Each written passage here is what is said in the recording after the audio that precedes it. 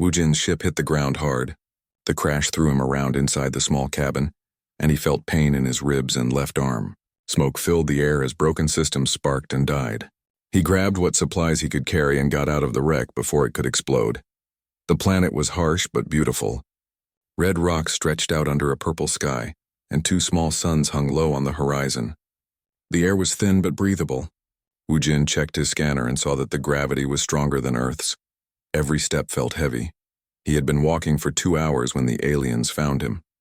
They came out from behind the rocks like ghosts moving fast and quiet. There were 6 of them, tall and covered in gray-green scales. Their eyes were large and yellow, and they carried weapons that looked like energy spears.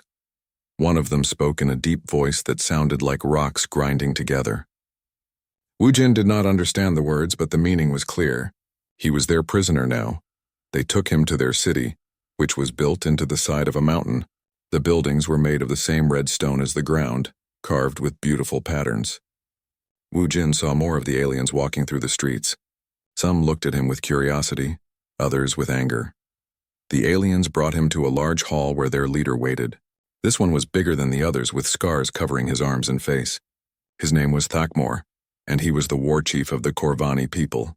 "Human," Thakmor said in broken English. "You are far from home." Wu Jin was surprised the alien could speak his language.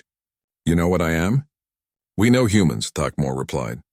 "We know the Galactic Dominion. We know what your people do to worlds like ours." The anger in Thakmor's voice was clear. Wu Jin began to understand. The Corvani had been conquered by the Dominion, just like hundreds of other races. They saw him as an enemy. "I am not with the Dominion," Wu Jin said. "They sent me here to die." Thakmor laughed, but it was not a happy sound. "All humans serve the Dominion. Your people help them keep us slaves." Wu Jin felt frustration rising in his chest. He needed these aliens to trust him, but they had good reasons to hate humans. He decided to tell them the truth. "The Dominion destroyed my life too," he said. "I discovered that my own leaders were traitors.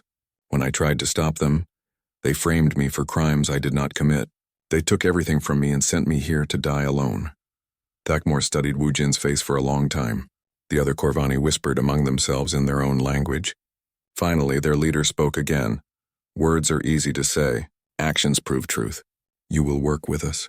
If you are truly an enemy of the Dominion, you will show us." The Corvani put Wu Jin to work in their mines. The work was hard and dangerous, digging precious metals from deep underground. But Wu Jin did not complain. He worked harder than anyone else, showing that he was not weak. After a few weeks, the other miners began to respect him. He learned some of their language, and they learned more English. They told him stories about their world before the Dominion came. The Corvani had once been great warriors and builders. They had ships that could travel between stars and weapons that could destroy mountains, but the Dominion took all of that away. They made the Corvani into slaves and stole their technology. "We fight sometimes," one of the miners told Wu Jin, "but Dominion ships come and kill many of us. We cannot win with rocks and spears." Wu Jin saw the pain in the aliens' yellow eyes. These people had lost everything just like he had. But they still had hope, buried deep inside their hearts. One day there was an accident in the mine. A tunnel collapsed and trapped 3 Corvani workers underground. The other miners said it was too dangerous to try to save them. The rocks might fall again and kill more people. Wu Jin studied the collapsed tunnel. He had learned about engineering in school and had built many things for Earth's military. He could see a way to make the tunnel safe, but it would take time and careful work. "I can get them out," he told Thakmor. "It is too dangerous," the war chief replied. "We cannot lose more people. Trust me," Wu Jin said. "I know how to do this." Thakmor looked at him for a long moment, then nodded. "If you fail, you die with them." Wu Jin worked for 2 days straight, carefully moving rocks and building supports to hold up the tunnel. The other Corvani watched him work, amazed by his skill. Finally, he broke through to where the trapped workers were hiding. All 3 aliens were still alive, though one was badly hurt. When Wu Jin carried the injured Corvani out of the tunnel, the other miners cheered. Word of what he had done spread through the city quickly. That night, Thakmor invited Wu Jin to eat with the leaders of the tribe. It was a great honor that they had never given to an outsider before. "You saved 3 of my people today," Thakmor said. "Why did you risk your life for us?" Wu Jin thought about the question. "Because it was the right thing to do. Your people did not choose to be my enemies. The Dominion made us enemies by lying to both of us. Takmor smiled for the first time since Wu Jin had met him. You are not like other humans we have known. Over the following months, Wu Jin proved himself again and again. He helped the Corvani fix their broken machines using human engineering knowledge. He taught them new ways to build stronger buildings and better weapons.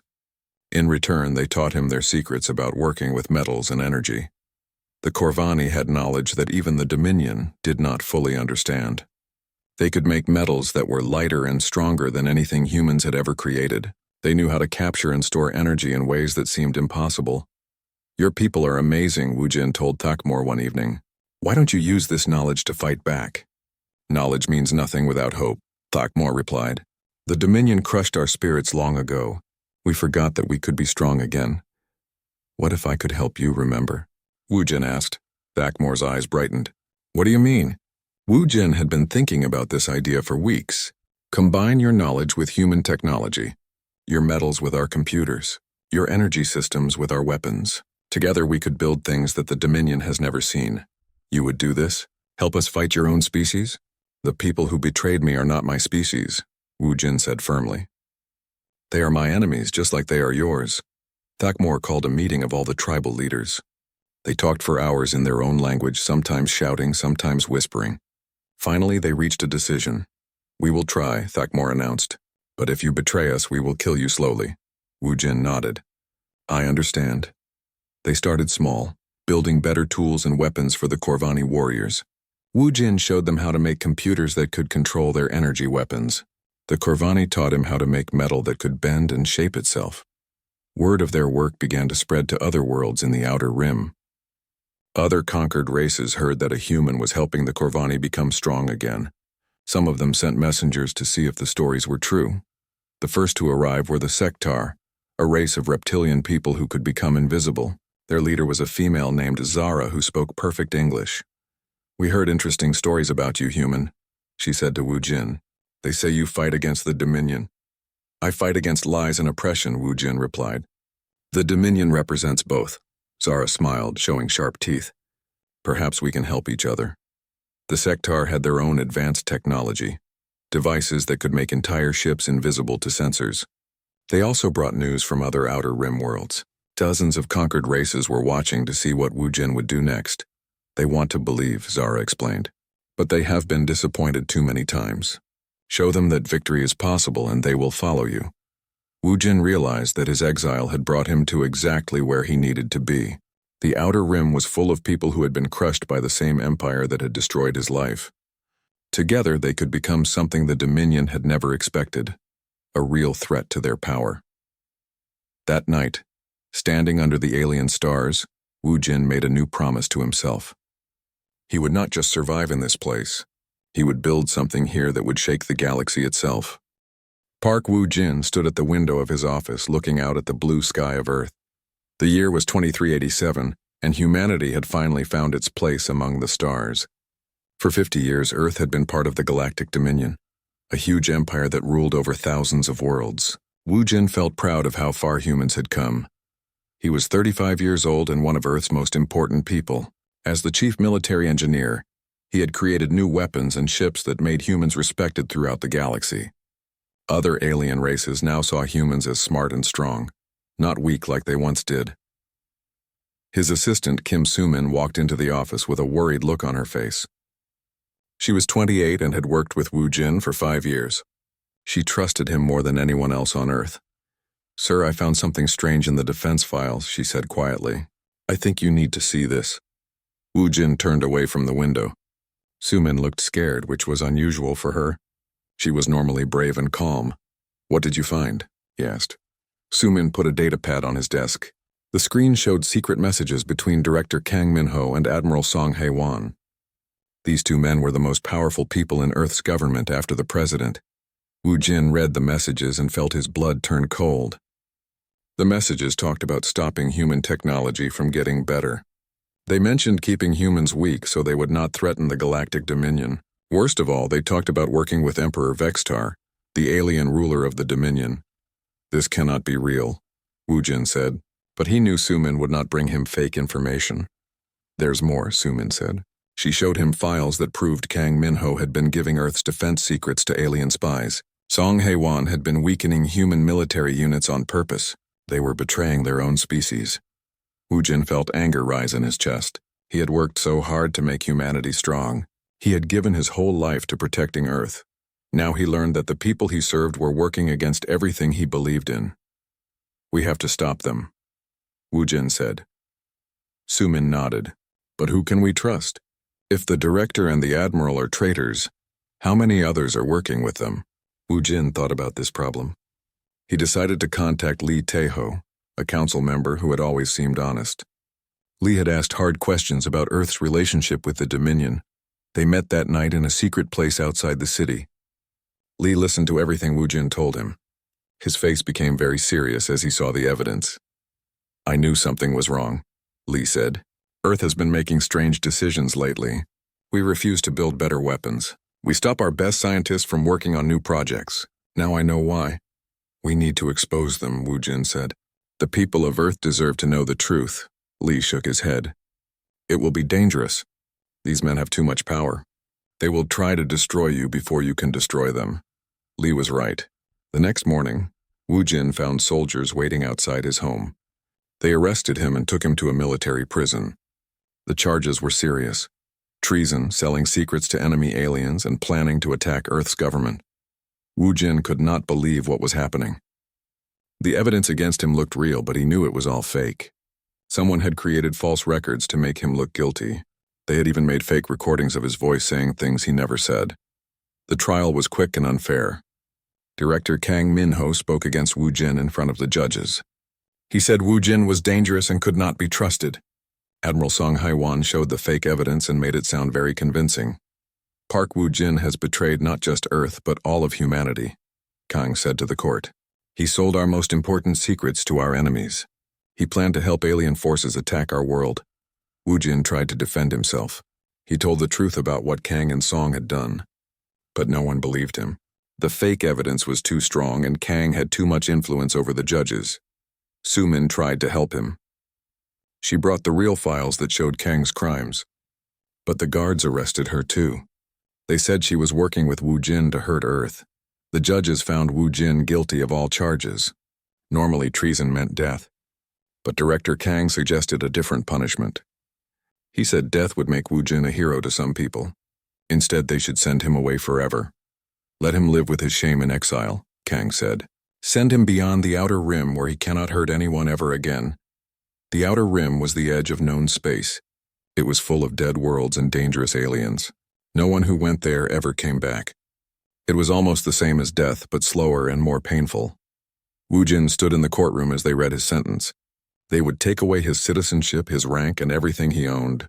They would put him on a basic ship with just enough food and fuel to reach the outer rim. After that, he would be alone in the darkness of space. As the guards led him away, Woo-jin looked back at the people who had destroyed his life. Director Kang watched with cold eyes. Admiral Song looked pleased with himself. These men had betrayed everything Woo-jin had worked for. In his prison cell that night, Woo-jin made a promise to himself. He would not die in the outer rim. He would survive, and he would grow strong. One day he would return to Earth. When that day came, the people who betrayed him would pay for their crimes. The next morning, they put Woo-jin on an old transport ship. The ship was small and dirty, with barely enough supplies for the long journey. As Earth fell away behind him, Woo-jin watched his home world disappear among the stars. He thought about his parents who had died believing their son was a hero. He thought about the soldiers who had trusted him to keep them safe. He thought about all the humans who would suffer because of Kang and Song's betrayal. The ship's computer told him it would take 6 months to reach the outer rim. 6 months alone in space, with nothing but time to think about what had happened. But Woo-jin used that time to plan. He studied everything he could about the outer rim. He learned about the alien races that lived there and the resources that might exist on unknown worlds. By the time his ship reached the edge of known space, Woo-jin was not the same man who had left Earth. He was harder now and smarter. He had learned that trust was dangerous and that power was the only thing that mattered. His ship's fuel ran out near a planet called Kepler 442b. As the ship crashed toward the surface, Woo-jin smiled for the first time in months. This was not the end of his story. This was just the beginning. 5 years had passed since Wu Jin crashed on the Corvani world. The small mining camp had grown into a huge industrial city. Ships from dozens of different worlds landed there every day, bringing new allies and resources for the growing rebellion. Wu Jin stood in the command center he had built into the mountain, watching reports come in from across the outer rim.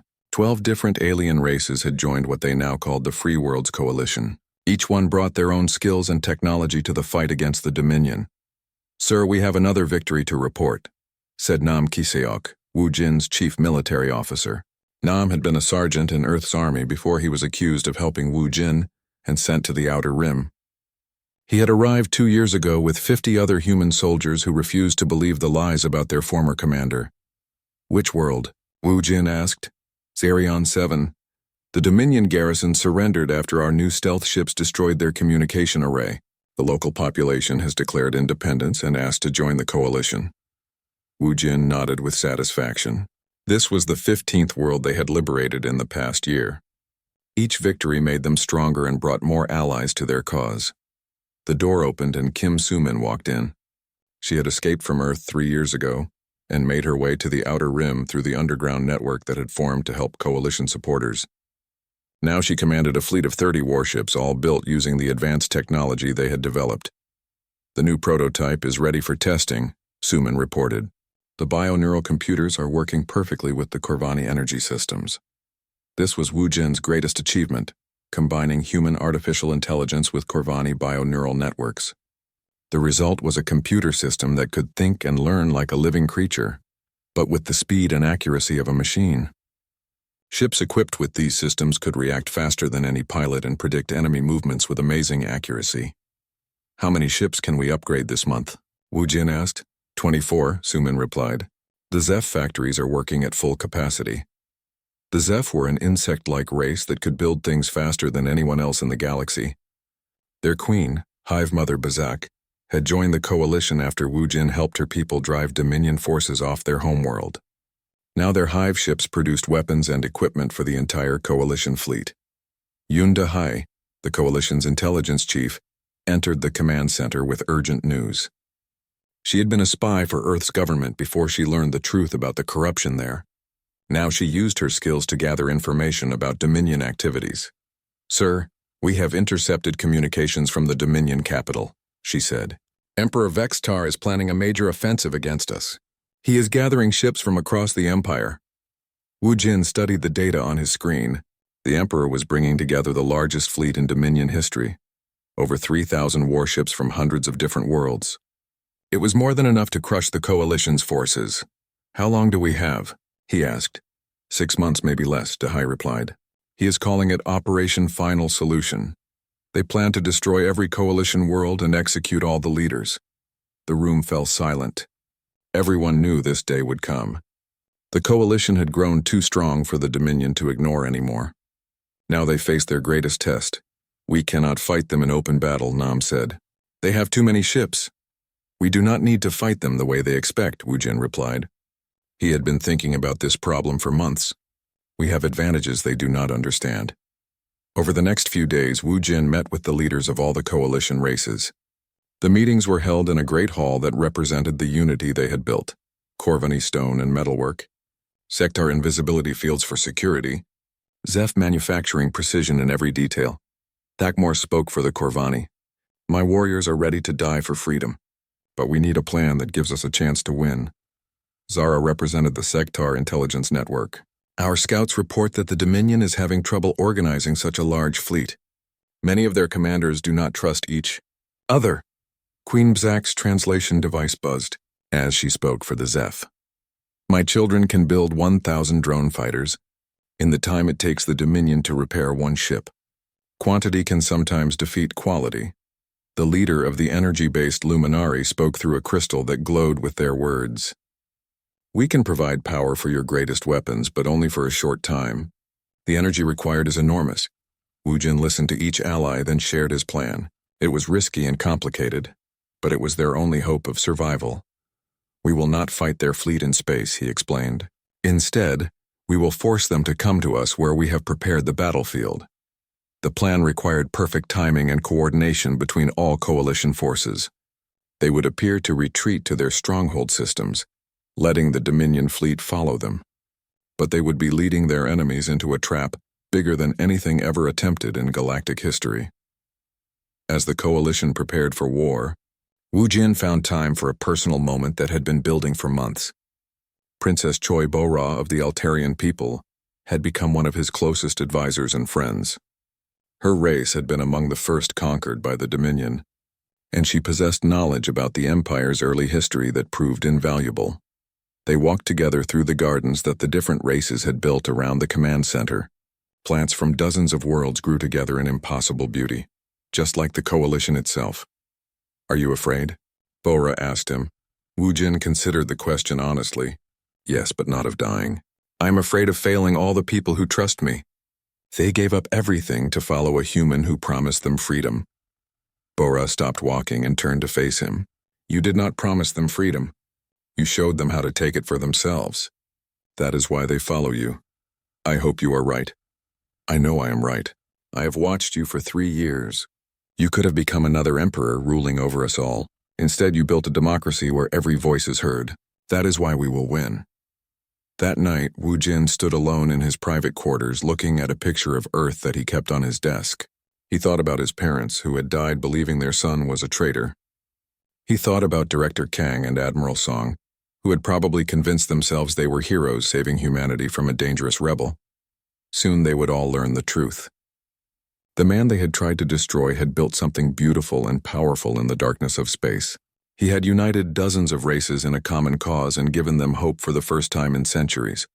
The next morning brought news that changed everything. Lee Tae-ho, the former Earth Council member who had tried to help Wu Jin years ago, had arrived at the Coalition headquarters.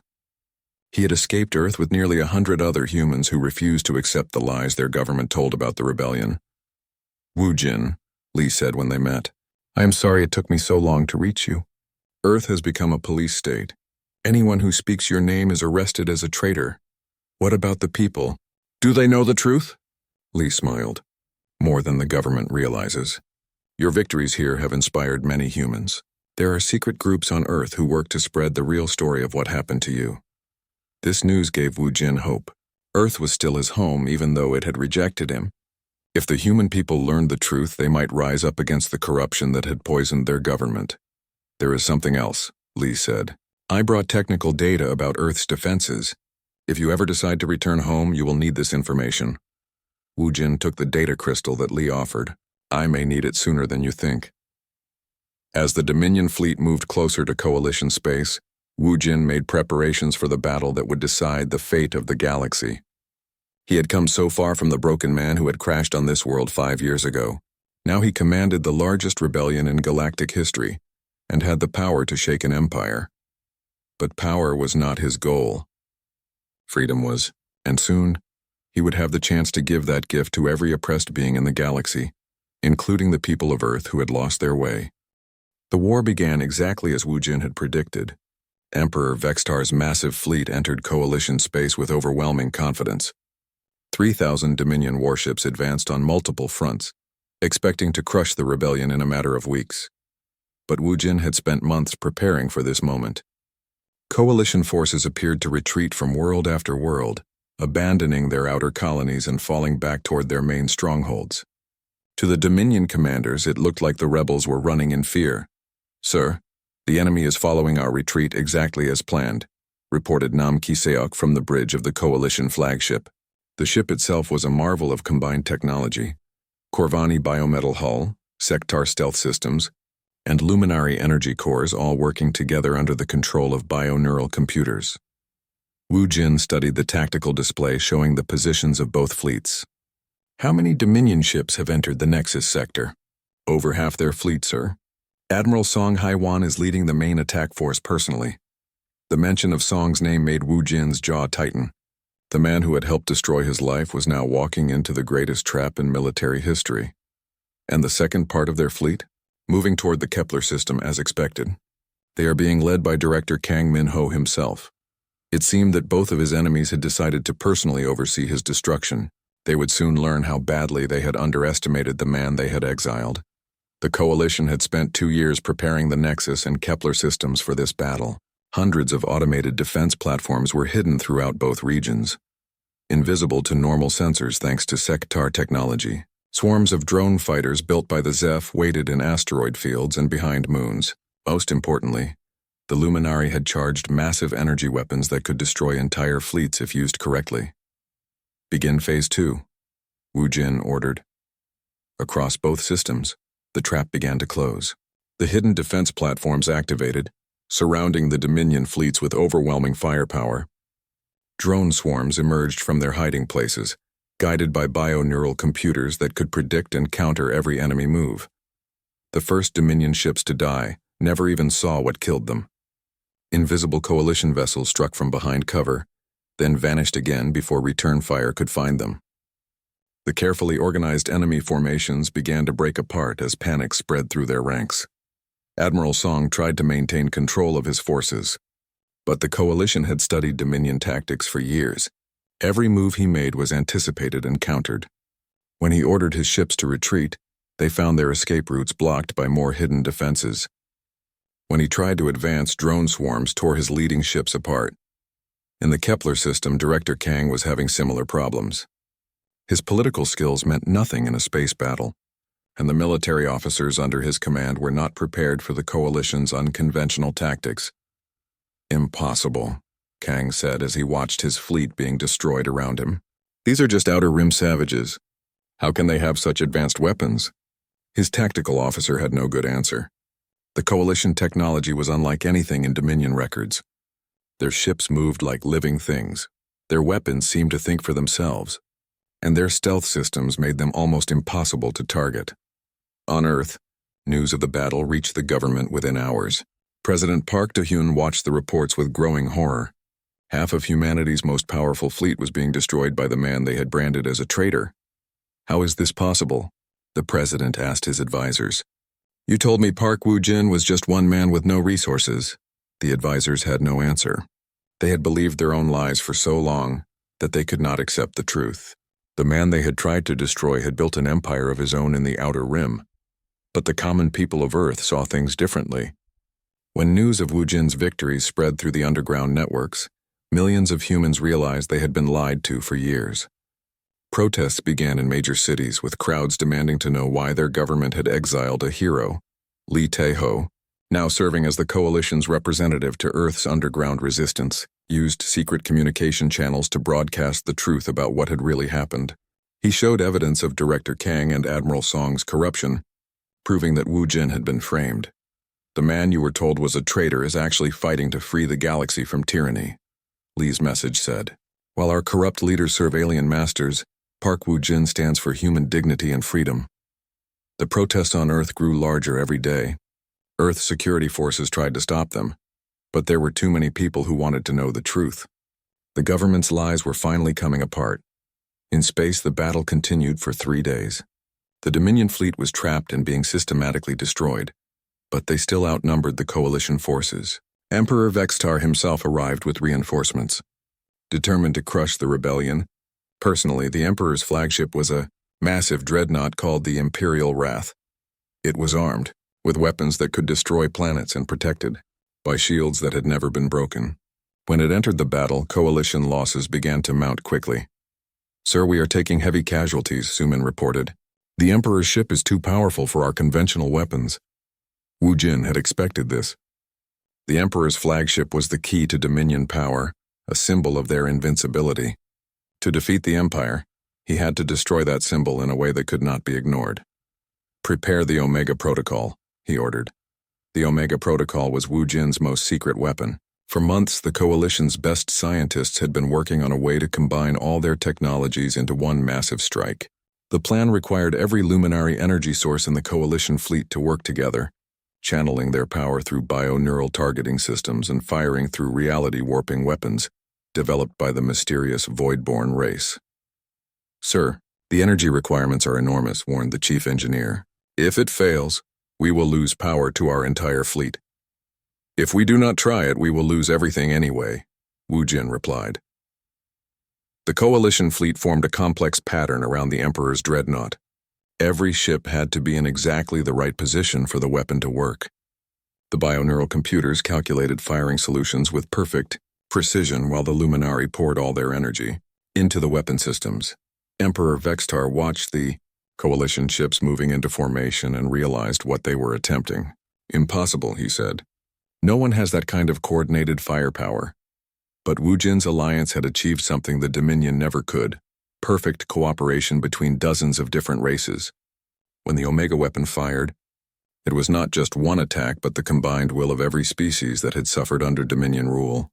The beam that struck the Imperial Wrath was like nothing ever seen in space warfare. It passed through the Dreadnought's shields as if they did not exist and tore the massive ship apart from the inside out. The explosion could be seen from 3 star systems away. Emperor Vextar died believing that his empire was eternal. He never understood that empires built on oppression always fall eventually. With their leader dead and half their fleet destroyed, the remaining Dominion forces began to surrender. Some tried to retreat, but coalition ships were faster and more maneuverable. By the end of the 4th day, the greatest military force in galactic history had been completely defeated. News of the victory spread across the galaxy at light speed. On world after world, oppressed populations rose up against their Dominion governors. The empire that had ruled for centuries began to crumble, as its subjects realized their masters were not invincible after all. Admiral Song and Director Kang were captured during the final phase of the battle. When they were brought before Wu Jin, they looked like broken men who could not believe what had happened to them. "This is impossible," Song said. "You were just one exiled traitor. How did you do this?" Wu Jin looked at the men who had destroyed his old life. "You made one mistake. You thought I was alone, but I was never alone. Every race you oppressed, every person you betrayed, every dream you crushed, they were all with me." "What will you do with us?" Kang asked. "The same thing you did to me," Wu Jin replied. "I will give you a ship and enough supplies to reach the outer rim. You can live there and think about the consequences of your choices." Some of his officers protested that the traitors deserved death, but Wu Jin held firm. "If we become like them, then we have not really won." As the coalition fleet began its journey toward the core worlds of the former Dominion, Wu Jin received a message from Earth. The government had fallen, overthrown by its own people who had learned the truth about their hero's exile. "The new government formally requests your return," the message said. "Earth wants to join the coalition and help build a better galaxy." Wu Jin smiled as he read the words. His long journey home was finally about to begin. The coalition fleet approached Earth like a river of stars flowing across the darkness of space. Hundreds of ships from dozens of different worlds traveled together toward humanity's homeworld, their hulls gleaming with technologies that combined the best knowledge of many races. Wu Jin stood on the bridge of his flagship, watching Earth grow larger on the main screen. It had been 8 years since he had seen his home planet. The blue and green world looked exactly the same, but everything else had changed completely. "Sir, we are receiving multiple communications from Earth," reported the communications officer. "The new government, the military, and thousands of civilian groups all want to speak with you." "Put me through to the government first," Wu Jin replied. The face that appeared on the screen belonged to President Yoon Soo-jin, a woman who had led the underground resistance during the corrupt years. She looked tired but hopeful as she spoke. "Park Wu Jin, on behalf of all humanity, I apologize for the terrible injustice done to you. Earth welcomes you home as a hero." "Thank you, President Yoon," Wu Jin replied, "but I did not come back for apologies. I came back to make sure this never happens again." The coalition fleet took position around Earth not as conquerors but as protectors. Ships from the Corvani, Sectar, Zeph, Luminari, and dozens of other races showed the people of Earth what their exiled son had accomplished in the Outer Rim. When Wu Jin's shuttle landed at the spaceport in Seoul, millions of people came to see him. They lined the streets for kilometers, cheering and waving flags. Many held signs apologizing for believing the lies they had been told about him. Kim Soo-min walked beside Wu Jin as they made their way through the crowd. "It feels strange to be back," she said. "Yes," Wu Jin agreed. "But this is not really a homecoming. This is the beginning of something new." They were taken to the Global Assembly Building, where representatives from every nation on Earth waited to hear what the returned hero would say. The hall was packed with thousands of people, including many who had worked in the underground resistance. Li Taeho introduced Wu Jin to the assembly. 8 years ago, this man was exiled from Earth based on lies and corruption. Today, he returns as the leader of the greatest alliance in galactic history. The man who was called a traitor has become the liberator of 1,000 worlds. When Wu Jin stepped up to speak, the hall fell completely silent. Everyone wanted to hear what he would say after so many years away from home. "People of Earth," he began, "I did not return to claim revenge or to rule over you. I came back because Earth is part of the galaxy, and the galaxy needs to be free." He told them about the Galactic Federation he was building to replace the fallen Dominion. It would be a democracy where every world had an equal voice regardless of size or power. Humans would be welcome as members, not masters. The old empire was built on fear and oppression, Wu Jin explained. The new federation will be built on cooperation and respect. Every race will contribute their strengths, and every race will benefit from the knowledge of others. The people of Earth listened as he described the amazing technologies that the coalition had developed. Medical advances from the Corvani could cure diseases that had plagued humanity for centuries. Zeph manufacturing could provide abundance for everyone. Luminary energy systems could power entire worlds without pollution. But the most important gift the Federation offered was hope. For the first time in generations, the galaxy's people could look forward to a future where their children would be free. "Earth can be part of this future," Wu Jin said, "but only if you choose it freely. I will not force anyone to join us." The vote was held 1 week later. Over 90% of Earth's population chose to join the Galactic Federation. The few who voted against it were mostly people who had benefited from the old corrupt system. While Earth prepared to join the Federation, Wu Jin had one more task to complete. The Dominion capital world of Nexus Prime still held out against coalition forces. Emperor Vextar's son, Prince Kexvar, had declared himself the new ruler and was trying to keep the empire alive. The battle for Nexus Prime was the last major fight of the war. The coalition fleet surrounded the heavily defended world, but Wu Jin did not want to destroy it. Millions of innocent people lived there, and he refused to become the kind of leader who killed civilians. Instead, he led a small force to infiltrate the Imperial Palace and capture Prince Kexvar personally. The mission was dangerous, but Wu Jin felt he had to end the war the right way. Princess Bora insisted on coming with him. Over the years, their friendship had grown into love, and she would not let him face this danger alone. Nam Kiseok and a team of coalition special forces completed the assault.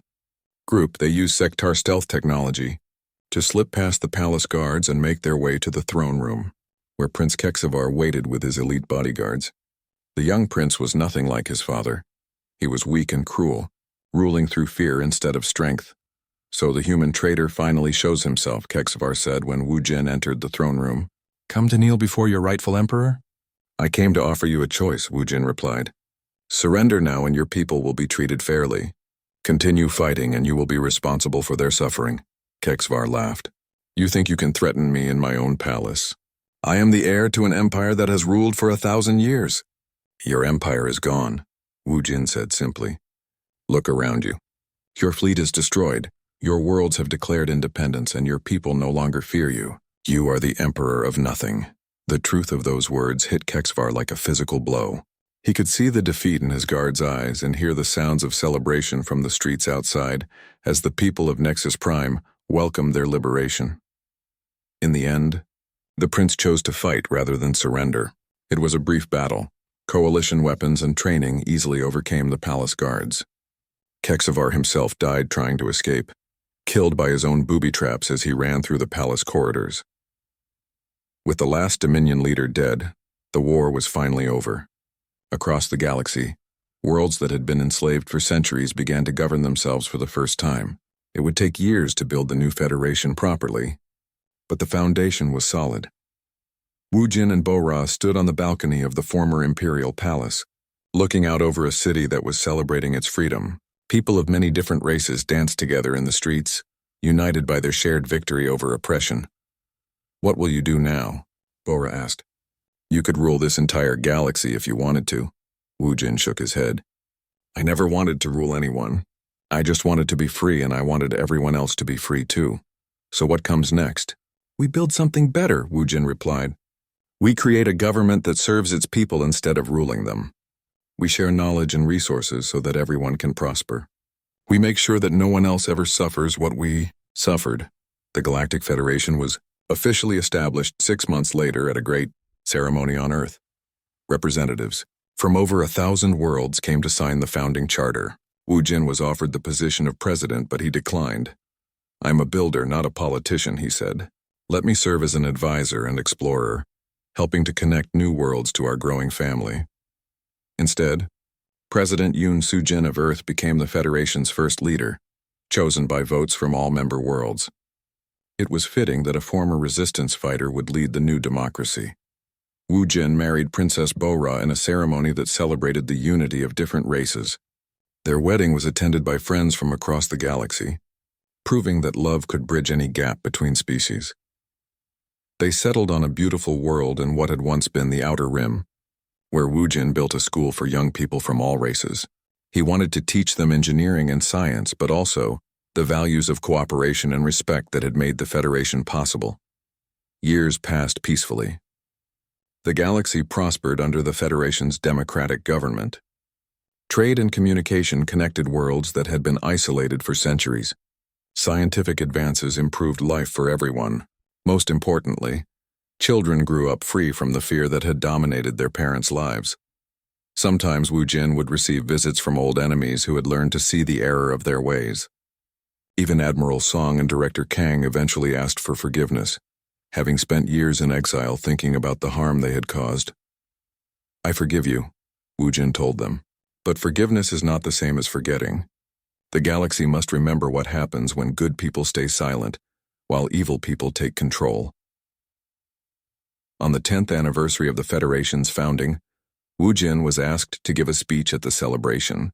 He stood before representatives of 1,500 worlds, looking out at the incredible diversity that had become their greatest strength.